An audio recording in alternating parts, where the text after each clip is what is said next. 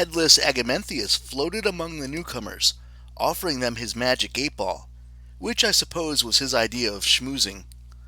Meg McCaffrey had changed into a different green dress and jeans, which completely threw off her usual spotlight color scheme. She walked over to me, punched me in the arm, then stood next to me as if we were waiting for a bus. "Why'd you hit me?" I asked. Saying hello. Meg, this is Thalia Grace. I wondered if Meg would hit her hello as well, but Meg simply reached across and shook Thalia's hand. Hi. Thalia smiled. A pleasure, Meg. I've heard you're quite a swordswoman. Meg squinted through her grimy glasses. Where'd you hear that? Lady Artemis has been watching you. She keeps an eye on all promising young women warriors. Oh no, I said. You can tell my beloved sister to back off. Meg is my demigod companion. Master, Meg corrected. Same difference. Thalia laughed.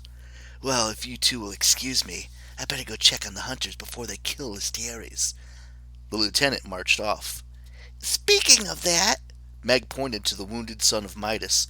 Why'd you bring him here? The Cornhusker had not moved.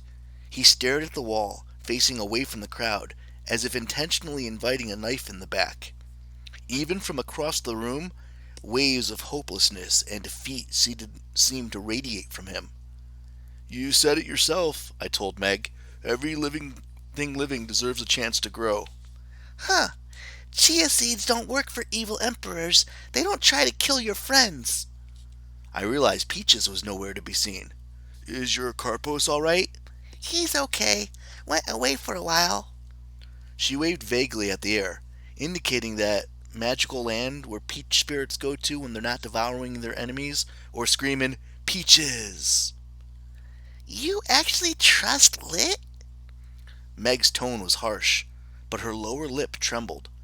She lifted her chin as if preparing for a punch, the same way Listieres had looked when the Emperor had betrayed him, the same way Goddess Demeter had looked ages ago, standing in front of Zeus's throne, her voice full of pain and disbelief.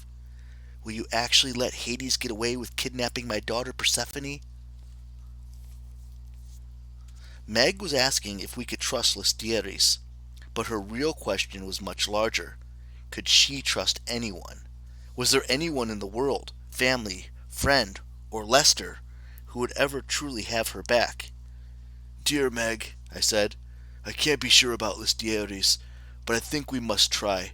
We only fail when we stop trying. She studied a callus on her index finger. Even after somebody tries to kill us? I shrugged. If I gave up on everyone who tried to kill me, I'd have no allies left on the Olympian Council. She pouted. Families are dumb. On that, I said, we can fully agree.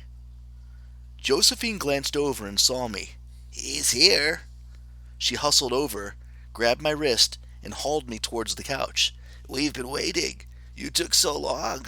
We have to use the chair. I bit back a retort. It might have been nice to hear, thank you, Apollo, for freeing all these prisoners. Thank you for returning our daughter. She could have at least decorated the main hall with a few Apollo is the greatest banners, or offered to remove the uncomfortable iron manacle on my ankle. You didn't have to wait for me, I complained. Yes, we did, Josephine said. Every time we tried to put Georgie in the throne, she flailed around and shrieked your name. Georgie lolled towards me. Apollo, death, death, death. I winced. I really wish she'd stop making that connection. Emmy and Josephine lifted her gently and set her on the throne of Nimazine. This time, Georgie did not resist.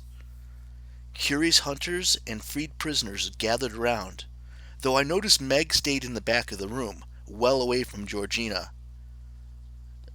The notepad on the counter. Emmy pointed towards the kitchen. Somebody grab it, please. Calypso did the honors. She hurried back with a small yellow legal pad and a pen. Georgina swayed.